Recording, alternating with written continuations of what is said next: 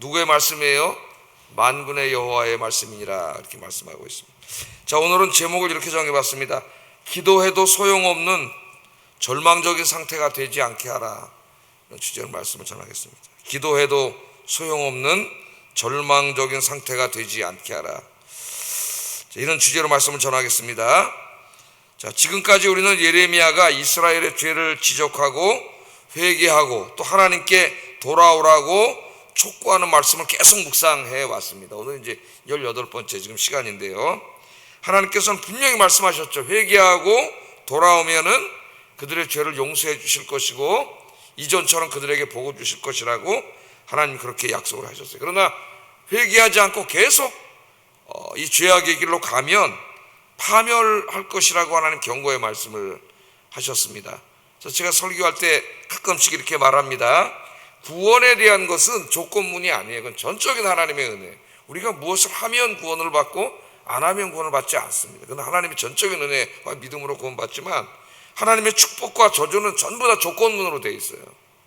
우리가 하나님의 말씀에 순종하고 하나님을 잘 섬기면 복을 받고 우상을 섬기고 죄를 행하면 언약의 저주를 받는다. 이제 신명기 전체의 말씀이고 구약 전체, 신구약 전체 핵심적인 말씀입니다. 그러니까 하나님의 축복과 저주는 조건문으로 되어 있어요. 그러니까 우리가 어떻게 사느냐에 달려 있는 것이죠. 구원은 아닙니다. 구원은 나의 공로로 구원받는 게 아니라 그건 무조건적인 하나님의 은혜로 구원을 받지만 그 외의 것은 조건문으로 되어 있어요. 자, 하나님께로 돌아오면 하나님은 이제까지 지은 죄를 다 용서해 주실 겁니다. 그리고 누가복음에 있는 탕자의 아버지처럼 그 따뜻한 품에 안아주실 거예요. 잔치를 베풀시잖아요, 하나님이. 그러나 끝까지 거부하면은 멸망의 길로 갈 것입니다.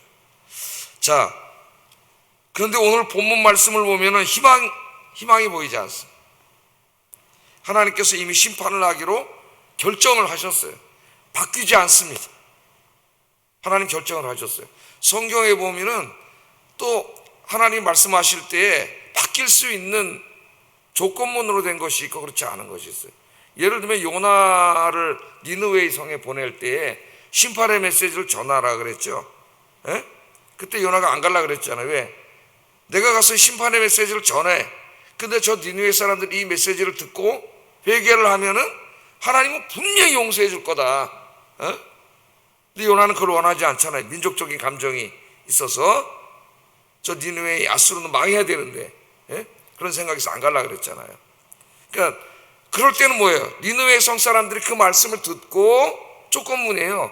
회개하면 하나님 용서해 주시고 회개하지 않으면 멸망하는 거예요. 근데 오늘 말씀에는 그런 게 없습니다. 오늘 말씀에는 하나님이 이미 결정을 하셨어요. 자, 오늘 한번 말씀을 보겠습니다. 어떤 상황인지. 자, 예레미야가 우상 숭배와 불순종으로 계속해서 파멸의 길을 가고 있는 이스라엘 백성들을 위해서 눈물로 기도했습니다. 또 7장 1절부터 8장 3절까지는 성전에서 행한 설교라 어제 그렇게 말씀을 드렸어요. 성전에 가서 그들에게 회개하라고 계속 메시지를 전했습니다. 이 예레미야 선지자가 자기 민족의 구원과 회개를 위해서 얼마나 기도했느냐, 얼마나 울면서 기도했느냐 하면은 그 별명이 눈물의 선지자예요. 눈물의 선지자. 예레미야 애가를 보면은 얼마나 울었는지 그 눈물이 강물처럼 흘러갔다 그랬어요. 이게 이제 물론 과장법 수사법이죠. 하이퍼볼인데 과장법인데 그만큼 울었다는 거예요. 그래서 예레미야 그러면 눈물의 선지자죠. 자기 민족의 구원을 위해서 울면서 기도했던 선지자입니다. 그렇게 예레미야가 계속 기도하면서 또 복음을 하나님의 말씀을 전하고 있는데 이 성전에서 설교하고 있는 예레미야에게 하나님이 찾아오셔서 이제 더 이상 그들을 위해서 기도하지 말라 그러시는 거예요. 오늘 16절이 그렇게 시작을 합니다. 16절 한번 읽어보겠습니다. 시작.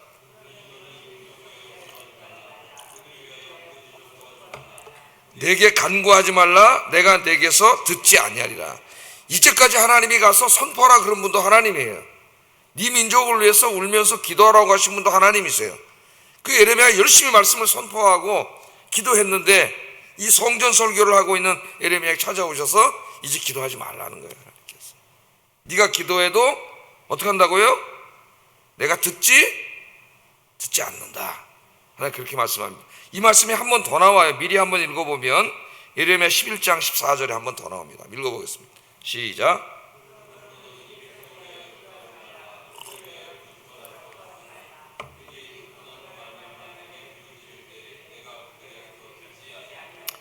이제도 기도해도 듣지 않는다 그래요. 그러니까 우리가 우리 나라와 민족을 위해서 뭐 또 막 기도하잖아요, 우리가. 예? 하나님 오늘 찾아서 야 이제 더 이상 기도하지 마라. 네 민족의 죄악이 관영해서 이제 네 기도해도 내가 듣지 않는다. 네 민족은 망한다 그 말이죠. 망한다 그 말이에요. 그러니까 우리는 이 말씀을 통해서 뭘 알 수가 있습니까? 왜 하나님 기도하지 말라 그런 거예요? 하나님께서 이제까지 참고 인내로 기다려 주신 거죠. 그 기다려 주셨어요. 그러니까 우리 인간이 죄 지었을 때 그때마다 하나님이 심판을 하시면은 아마 여기 저를 포함해서 살아있는 사람 한 명도 없을 거예요. 우리는 그렇게 죄를 짓고 사는 사람들인데 하나님이 참고 기다려 주시고 이 예레미야 선지자가 활동할 때 40년 동안 활동했다 그랬죠. 40년을 기다려 주셨잖아요, 하나님께서. 그렇게 참고 기다려 주시는데 그 하나님의 그 허용, 죄악의 허용과 인내의 한계를 넘어서면은 하나님의 심판이 있어요. 그래서 성경이 계속 보여주죠. 노아 홍수 때 그때는 뭐예요? 죄악이 관영했다 그랬잖아요. 그 관영했다는 말이 뭐냐면은 하나님이 인내로 참아줄 수 있는, 허용하실 수 있는 한계를 넘어섰다는 거예요. 노아 홍수의 심판이 있었어요. 또 소돔과 고모라 성도 마찬가지죠. 하나님의 심판이 있었습니다. 인간의 역사 속에 하나님이 허용하시는 죄악의 그 한계를 넘어가면은 하나님의 심판이 있는데 지금 예루살렘이 그렇게 된 겁니다. 그래서 결국 남유다는 끝까지 회개하지 않고 죄를 지으면서 살다가 우리가 잘 알고 있는 것처럼 이제 바벨론에게 멸망을 당하게 됩니다.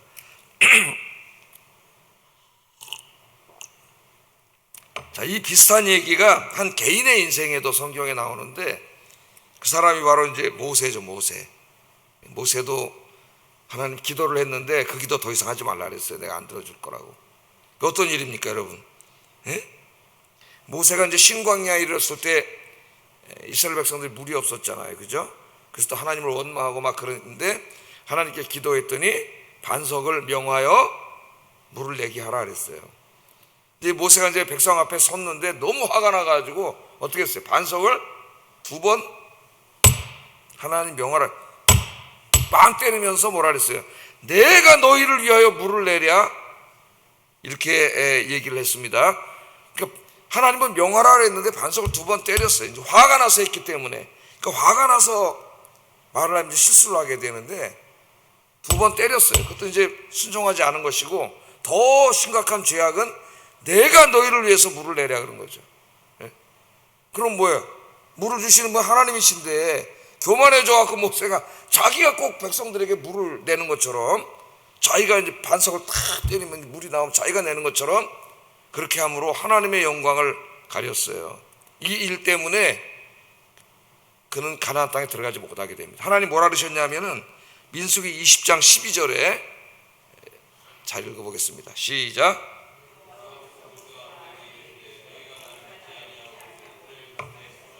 내 거룩함을 나타내지 아니한 고로 너희는 이 회중을 내가 그들에게 준 땅으로 인도하여 드리지 못하리라 하시니라. 모세만이 아니라 아론까지 들어가지 못해요. 그래서 먼저 아론이 죽고 모세도 이제 그 땅에 들어가지 못하게 됩니다.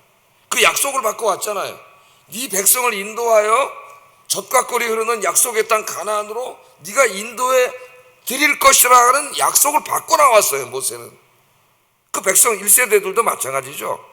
그런데 이 민수기 신광야 사건 때문에 하나님이 너는 들어가지 못한다 그랬어요. 그러니까 어떻게 된 거예요? 하나님의 약속과 축복을 받고 나왔는데, 약속 받았는데 그게 취소된 거예요. 박탈당한 거예요.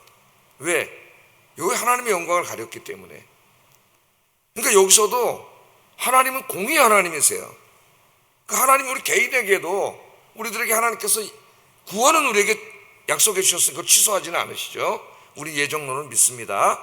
그러나 이 말씀을 읽어보면은 하나님 우리를 위해서 준비해 놓으신 미래의 축복들은 우리가 어떻게 사느냐에 달려 있다는 거예요. 우리가 어떻게 사느냐에 조건문이에요. 조건문. 근데 모세는 이걸 박탈당합니다. 근데 이제 신명기 3장을 읽어보면은요, 모세가 이제 그 모압 평지에 와서 요단강만 건너가면은 약속의 땅이에요. 근데 그 앞에 느보산이 있잖아요. 우리가 비스가산, 느보산 그렇게 얘기하는데 그 산꼭대기에 올라가니까 다 약속의 땅이 다 보입니다. 거기 올라가니까 모세가 너무 저기를 가고 싶었어요. 하나님 약속을 받고 왔잖아요. 그래서 거기서 기도를 해요, 하나님 앞에. 근데 하나님이 더 이상 기도하지 말라 그랬습니다. 그 말씀이 한번 이것도 찾아볼까요? 신명기 3장 23절 27절 한번 읽어보겠습니다. 시작.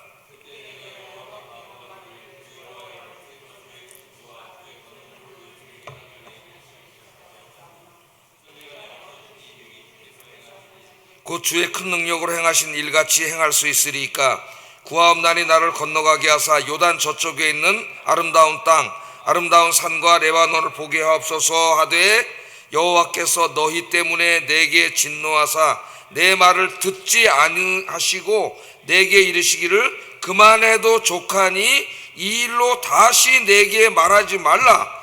너는 비스가산 꼭대기에 올라가서 눈을 들어 동서남북을 바라고 내 눈으로 그 땅을 바라보라. 너는 이 요단을 건너지 못할 것임이라.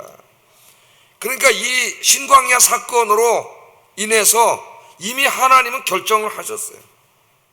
모세는 못 들어간다. 그 다음에 모세가 아무리 기도해도 소용이 없습니다. 하나님이 이미 결정을 하셨기 때문에. 그러니까 이 두 가지가 성경에 다 나와. 니느웨에서 온 회개했더니 용서해 주셨잖아요. 이 두 가지가 다 나온다는 것을 우리가 명심하고 있어야 돼요. 그러니까 모세는 물론 뭐 이것 때문에 그가 이스라엘 백성들처럼 심판을 받고 멸망을 다 그런 건 아니지만 그 백성을 이끌고 저 하나님의 약속의 땅으로 들어가기로 약속받았던 그 축복이 취소되어 버렸어요. 박탈당해 버렸어요. 왜? 하나님이 한 개인에게 허용하는 죄악의 단계를 한 번에 모세가 범해 버렸어요. 그래서 상당히 두려운 말씀입니다. 저도 목회자로서 그렇고 우리 모두가 모세의 말씀을 기록한 것은 우리가 이렇게 하나님 앞에 조심해야 된다는 거예요. 모든 죄를 하나님 용서하시지만 그 하나님이 허용하는 한계가 있다는 거예요. 넘어가면은 안 되는 거예요. 그래서 모세는 뭐 멸망받고 그런 건 아니지만은 그 약속을 박탈당했어요. 그럴 수 있다는 것을 우리가 명심해야 됩니다. 자, 다시 한번 이제 예루살렘 상황으로 돌아보면은 예레미야가 기도했는데 하나님이 이건 물론 예레미야 자신의 문제는 아닙니다. 모세처럼 자기 민족의 문제인데 더 이상 중보 기도하지 마라. 소용없어요. 이제 이미 하나님이 결정하셨어요. 왜? 하나님이 허용하시는 한계와 인내를 넘어갔어요. 죄악이. 그래서 소용이 없는 거예요. 더 이상. 그래서 이제 577년 혹은 6년에 이 바벨론 군대가 쳐들어와 가지고 이제 이 나라가 망하고 70년 동안 바벨론에 이제 식민지가 되는 것이죠. 이 나라와 민족이. 자, 그러면 우리가 한번 생각해 볼게요. 도대체 이 유다의 도덕적 영적 상태가 어느 정도였기에 하나님이 이제 더 이상 기도하지 말라. 그리고 그것을 심판하게 되셨는가. 그래서 오늘 자세히 나와요. 자세히. 자, 첫째, 이스라엘의 한 가정을 좁혀서 하나님이 들여다보고 말씀을 하십니다. 17절 18절 한번 읽어보겠습니다. 시작. 자식들은 나무를 줍고 아버지들은 불을 피우며 부녀들은 가루를 반죽하여 하늘의 여왕을 위하여 과자를 만들며 그들이 또 다른 신들에게 전제를 부음으로 나의 노를 일으키느니라. 우리 하나님을 기쁘시게 하는 삶을 살아야 복을 받는데 하나님의 노를 일으키는 삶을 살았어요. 근데 이제 한 가정의 이렇게 모습을 보면은 많은 신들을 섬기고 있는데 특별히 하나를 이렇게 강조하고 있습니다. 하늘의 여왕을 섬기는데 온 가족이 나서서 지금 이 하늘의 여왕을 섬기는 모습이에요. 어떻게 하고 있어요? 유다 성읍들과 예루살렘 가정들을 다 보니까 뭐라고 있습니까? 가정들이 지금 자식들은 나무 주워와, 나무를 열심히 주워와 불 떼려고, 아버지들은 주워온 걸로 불을 피워. 그럼 엄마들은 거기서 밀가루 반죽해가지고 과자를 만들어 하나님께 드리려고 하는 게 아니라 누구에게 드리려고요? 하늘의 여왕에게 제사 지내려고. 그 다음에도 많은 신들에게 전제를 지냈다 그랬는데 특별히 하늘의 여왕을 딱 이름을 댔어요. 하늘의 여왕에게 전제를 지낸다. 이 하늘의 여왕은 부와 다산의 신입니다. 부와 다산. 그러니까 바알하고 성격이 거의 비슷한 신이에요. 하늘의 여왕, 하늘의 여왕. 그러니까 부와 다산. 그러니까 벌써 알겠죠. 이 이스라엘 각 가정마다 하나님이 중심이 된 게 아니라 뭐가 중심이 됐어요? 이 사람들의 가정 속에 풍요와 부. 우리나라 말하면 돈 많이 벌고 성공하고 이런 거죠. 풍요와 부가 가정의 중심이 됐고 하나님이 된 거예요. 다시 말하면 돈이 각 가정마다 돈이 하나님이 된 거예요. 예수님이 하나님과 돈은 교마에 섬길 수 없다 그랬는데 하나님도 수단이 된 거죠. 다 하늘의 여왕도 다 수단이고 하나님도 수단이에요. 왜? 진짜 이 사람들이 하나님은 뭐예요? 다산과 풍요해요. 풍성해지는 거예요. 돈 많이 벌고 성공하고 이게 신이 된 거예요. 각 가정마다 이게 신이 돼서 온 가족의 자식부터 부모까지 엄마 아버지가 전부 다 여기에 미쳐있는 이런 모습을 보여줍니다. 하나님께서 온 가족이 어떻게 하라 그랬어요? 하나님이 신명기 5장에 부모들이 자식에게 하나님 말씀을 가르치고 온 가족이 하나님을 섬기는 경외하는 가정이 되라 그랬죠. 샤마 이스라엘 하면서 하나님 말씀하셨는데 정반대가 된 겁니다. 이 안타까운 모습을 하나 이렇게 딱 한 가정을 집중해서 보여주고 있습니다. 두 번째는 하나님의 허용의 한계를 넘는 이 죄악들을 범했다 그래요. 25절 26절 한번 읽어봅니다. 시작.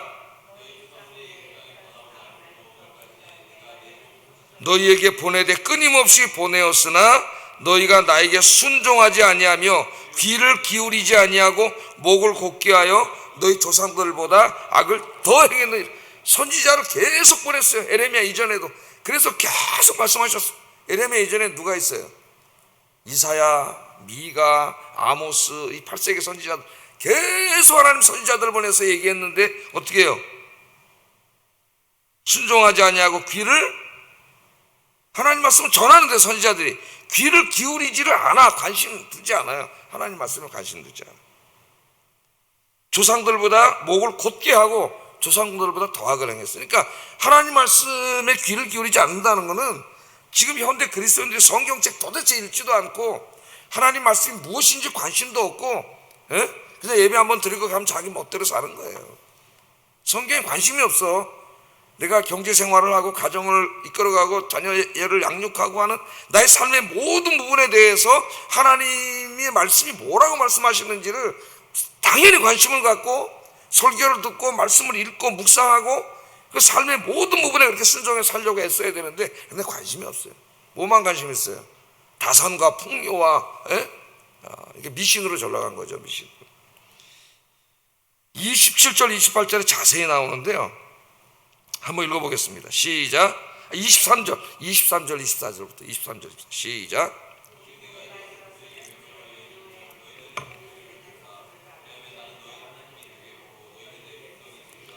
너희는 내가 명령한 모든 길로 걸어가라. 그리하면 복을 받으리라 하였으나 그들이 순종하지 아니하며 귀를 기울이지도 아니하고 자신들의 악한 마음의 꾀와 완악한 대로 행하여 그 등을 내게로 돌리고 얼굴을 향하지 아니하였다. 자, 귀를 기울이지 않았고 하나님께 완전히 등을 어떻게 했어요? 등을 돌려버렸어요. 하나님께. 등을 돌려버렸어요. 얼굴도 돌려버렸어요. 완전히 하나님 앞에 돌린 거. 지금 이거 어디서 하는 이야기예요? 성전에 예배드리러 온 사람들 앞에서 한 겁니다. 예배드리러 왔어요. 거기 많이 지금 성전에. 근데 너희들은 어떻게 했다래? 하나님 말씀 들으려고 하지도 않고 등을 돌렸어. 몸만 온 거예요. 와가지고 어떻게 좀 또 농사도 잘 되고 돈 좀 벌게 해주지 않을까 하나님이.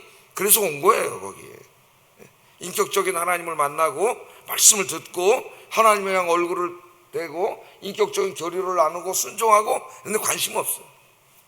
성전에 왔으니까 돈 많이 벌게 해주세요. 하늘 여왕을 섬기는 것과 다름이 없이 하나님을 섬기는 거죠. 그 이야기를 하고 있는 겁니다. 오늘 새벽이니까 빨리빨리 마치겠어요. 자, 이처럼 하나님 말씀에 귀를 기울이지 않고 완전히 등과 얼굴을 다 돌려버린 상태. 그 희망이 없는 상태예요. 기도해도 소용이 없어요. 이제 완전히 돌려버렸기 때문에. 그 다음에 아주 하나님이 가증하게 여기시는 일을 했는데 기가 막힙니다. 하나님의 성전에다가 우상을 갖다 세웠다 그래요. 30절 한번 읽어보겠습니다. 시작.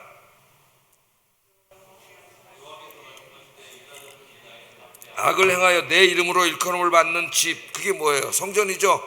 성전에 가증한 것을 두어 집을 더럽혔으며, 성전에다가 이제 우상을 갖다 막 만들어 놓는데요, 교회에다가. 에스겔에 보면 자세히 나옵니다. 에스겔서를 읽어보면 그 성전 안에다 막 이런저런 우상들을 잔뜩 갖다 놨어요. 오늘 새벽이니까 제가 뭐 자세히 다 설명하지는 않겠지만은 중세 교회 안에다가 엄청나게 많은 우상을 갖다 놓은 거 뭐 제가 여러 번 설교를 했고요. 현대 교회는 뭐 우리 교단도 뭐 우상이 될까봐 십자가도 본당에 달지 말자 이래서 달지 않고 있지만은, 그렇다고 장로교 안에 우상이 없습니까? 그들 교회 관습과 전통과 기득권과 인간적인 어떤 생각과 이런 것들이 교회 하나님보다 더 우상이 돼가지고 교회가 싸우고 갈라지고 깨지고 이러고 있잖아요. 예? 현대교회 똑같아요, 여러분. 여기다 뭐 형상을 갖다 놓지 않았을 뿐이지 하나님이 주인이 되지 않고 인간들이 주인이 돼가지고 내가 이 교회 누군데 하면서 그게 다 우상이에요, 우상. 그 다음에 정말 끔찍한 일이 아동 인신 목양을 했습니다. 자식들을 불에 태워서 이방 신에게, 몰렉이라는 신에게 갖다 바쳤어요. 31절 읽어보겠습니다. 시작.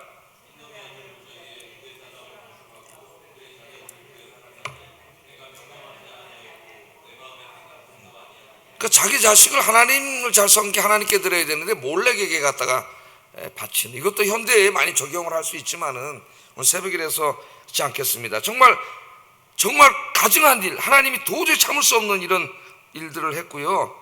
여기 흰놈의 골짜기는 나중에 여기 흰놈의 골짜기라고 하지 않고 뭐라 한다 그랬어요? 죽음의 골짜기가 돼, 죽음의 골짜기. 예? 그 나중에 이제 이 신약 시대에 오면은 게헨나가 됩니다. 게헨나. 우리 성경에는 지옥이라고 번역했어요. 게헨나는 예루살렘에 쓰레기 태우는 데라 그랬죠. 엄청나게 쓰레기통에 유황 뿌리면 펄펄 끓는 진짜 죽음의 땅이 됐고요. 흰놈의 골짜기, 여긴 저주를 받아가지고 예수님께서는 그 게헨나, 흰놈의 골짜기를 지옥에 대한 표상으로 이야기했어요. 우리말로 지옥으로 번역을 했어요. 게헨나, 지옥이 그런 곳이다. 그것을 우리가 잘 모르잖아요, 어떤 곳인지. 근데 예루살렘에 가면 그 쓰레기, 우리 난지천, 옛날에 난지천처럼 거기서 막 동물 시체 썩은 쓰레기들 잔뜩 쌓인 유황불이 막 펄펄 끓어내리는 불덩어리야. 지옥이 그와 같을 거라고 하는, 그와 같은 고통스러운 것이라고 얘기하면서 그걸 얘기할 때 게헨나라 그래, 게헨나. 그런 말씀을 드렸죠. 그러니까 여기 지금 몇 가지 이야기들을 하는데 도저히 하나님이 더 이상 이제 허용할 수 없는 한계를 죄악이 넘어선 거예요. 자, 그래서 34절에 보면은 이제 예루살렘은 황폐화되고 기쁨이 사라질 거라고 말합니다. 한번 읽어보겠습니다. 시작.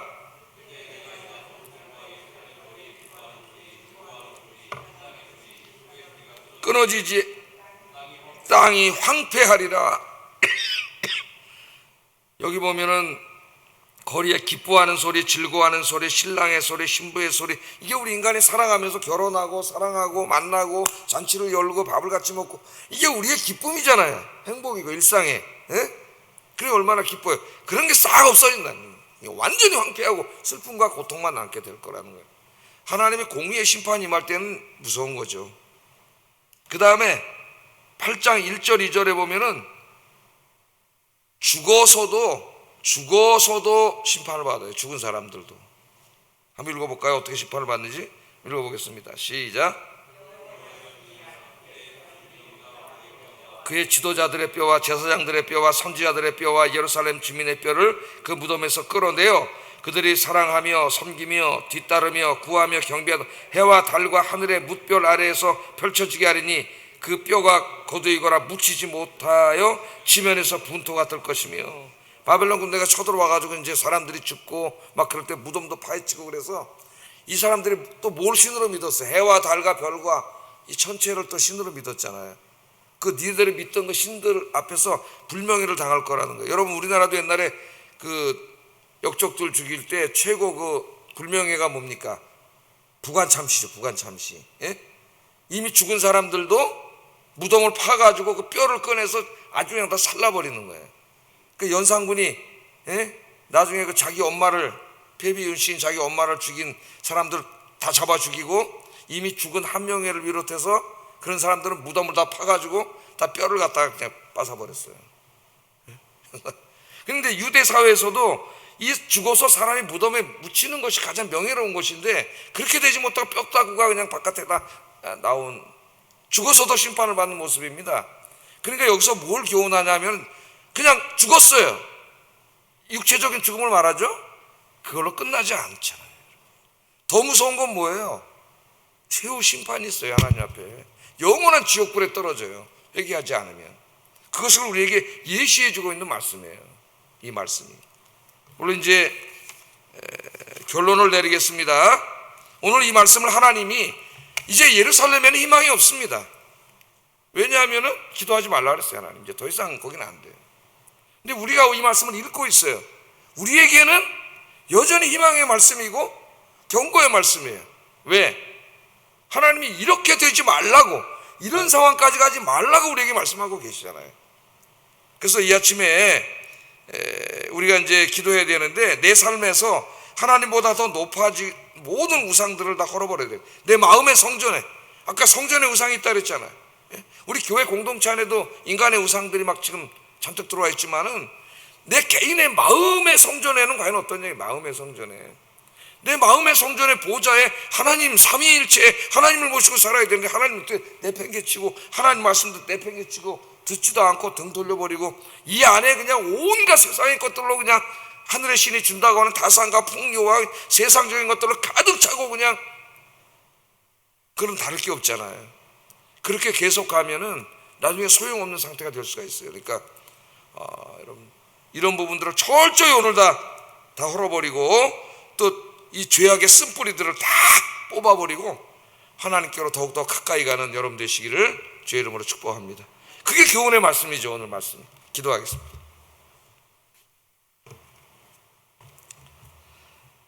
자, 기도합니다.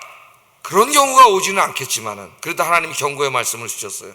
나의 인생에 기도가 소용없는 끔찍한 상태가 되지 않도록 늘 자신을 돌아보며 회개하는 삶을 살게 하소서. 그래서 매일매일 결산하라리 하루하루 자기 전에 하루 생활을 하나님 회개해야 돼요. 두 번째, 남은 인생을 살아가는 동안 하나님만을 섬기며 내 삶의 모든 부분에서 하나님 말씀대로 순종하게 하소서. 기도하겠습니다.